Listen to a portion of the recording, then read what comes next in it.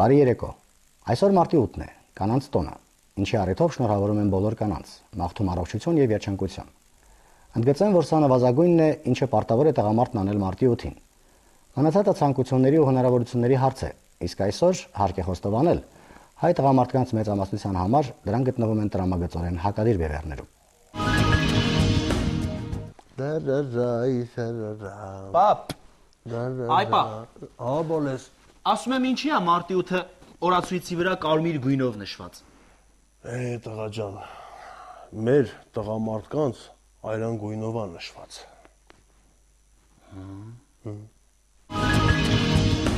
Մարտի 8-ը երկար տասնամյակներ սովետական ամենասիրված տոներից մեկն էր եւ հորջորջվում էր կանանց միջազգային տոն մեծադղորդ անվամբ, ինչը շատ էր շոյում սովետական աշխատավորիների լսելիքը։ Հայաստանի անկախացումից հետո նոր իշխանության առաջին գործերից մեկը եղավ մարտի 8-ը տոնացույցից հանելը։ Սակայն արմատացած սովորությամբ տղամարդիկ շարունակում էին այդ օրը շնորհավորել կանանց տոնը։ Իսկ երբ ազգային ժողովի կոմունիստական ֆրակցիան առաջարկեց մարտի 8-ը վերստին ներառել հայկական տոնացույցում, ընդ որում որպես ոչ աշխատանքային օր, առանձնակի առարկություններ չեղան։ Հատուկ կենտ տեղեկացումները, թե մարտի 8-ը Հայաստանի հետ ոչ մի կապ չունի, այլ սերտորեն շահկապված է կոմունիստական շարժման ու դրա որոշ հրեուհի ակտիվիստուհիների անվան հետ, հաջողություն չունեցան։ Տոնը ուներ տասնամյակների պատմություն, սիրված էր եղանակը գարնանային, եւ մարտի 8-ը վերստին շարունակեց իր հաղթարշավը։ Հայաստանում մարտի 8-ի առիթով կազմակերպվող տոնական միջոցառումները շարունակում են կրել սովետական շրջանի կնիքը։ Այդ օրը տարբեր բնակավարների աչքին քնող կանայք արժանանում են մեդալների, շքանշանների ու պատվոգրերի, պետական հիմնարկներում կանանց տրվում է փոքրիկ պարգևատրում, օպերային թատրոնում կազմակերպվում է մեծարման երեկո պարտադիր համերգով։ Գործարար միջավայրն ավելի արդիական է գործում, կազմակերպելով կորպորատիվ միջոցառումներ։ Ուսանողությունը հիմնականում բավարարվում է ընկերուհիներին ծնծաղիկի փոքրիկ փունջ նվիրելով։ Բարև Սավատանը, ծաղիկներ ինչ արժեն։ 37,000 դրամ։ Օր է։ Չէ, ախպեր, ժամը։ Ոչ ժամը։ Հələ ալանա, ինչա, այ Սավատանը։ Ընկեր ջան, նախ ալան չի, թալանա։ Հետո 37,000 դրամ։ Ոչ ասենք $100։ Հələ չէ, դուք լրիվ եք ցնդվել Սավատանը։ Ախպերես։ Եթե առնող ես Արիեժանով կտամ։ Հələ չէ, Սավատանը, ճիշտ ասած առնող չեմ, մենք էլ ենք ծաղիկի գործանում, ասի մտ գները ճիշտ եմ, էլի։ Հա։ Մարտի 8-ը նաև լավ առիթ է մամուլի էջերն ու եթերը հեղեղելու կանանց իրավունքների պաշտպանության վիճակի եւ գերազանցապես այդ իրավունքների ոտնահարման վերաբերյալ սարսափազդու լուրերով։ Այդ օրը անխնամ տեսքով ֆեմինիստ կանայք ներկայացնում են իքական սերի նկատմամբ ամեն տեսակի բռնությունների մասին այնպիսի ահասարսոր վիճակագրություն, որ մարդու արյունը սառչում է երակներում։ Ամեն մի կարգին տղամարդ այդ ամենը հերոստատուսով դիտելիս իրեն ավարտված սրիկա է համարում։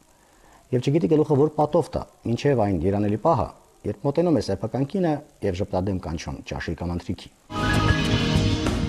Պապ, այ պապ։ Ո՞ւր դաժան, ո՞ղուղուջի։ Ասում եմ արի գնանք միասին մամայի մարտի 8-ը շնորհավորենք, հա։ Չէ, տղա ջան, ավելի լավ է դու գնա մամայի մարտի 8-ը շնորհավորի գնա Հայաթի տղեքի հետ հեռու խաղա, ես նոր մամայի մարտի 8-ը կշնորհավորեմ։ Եղավ։ Իդեպ Հայաստանը երևի աշխարհի միակ երկիրն է, որ պաշտոնապես ունի կանանց նվիրված 2 տոն։ Ապրիլի 7-ն էլ կոչվում է մայրության եւ գեղեցկության տոն։ Ու թեև այդպես էլ մարտի 8-ի չափ հեղինակություն չստացավ,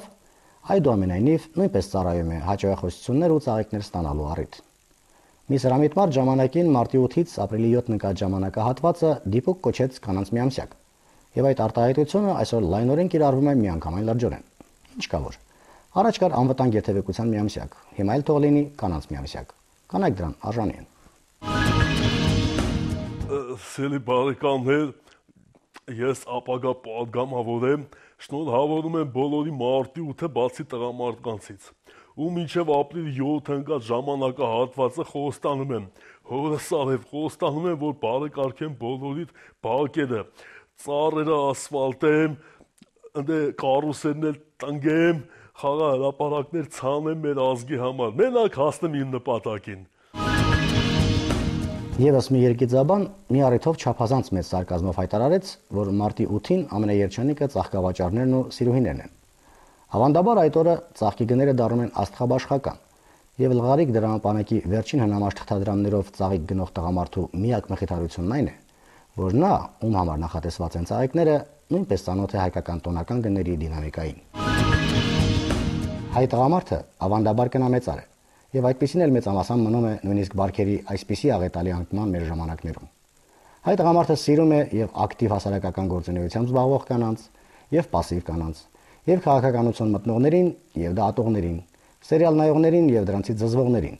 իրենց իրավունքները պաշտպանողներին եւ պարզապես գեղեցիկ կանանց։ Այսօր կանանց տոնն է եւ չարժե այն փչացնել թեկուզ լավագույն վիճակագրությամբ։ Շնորհավոր ձեր տոնը, սիրելի կանայք, ցտեսություն։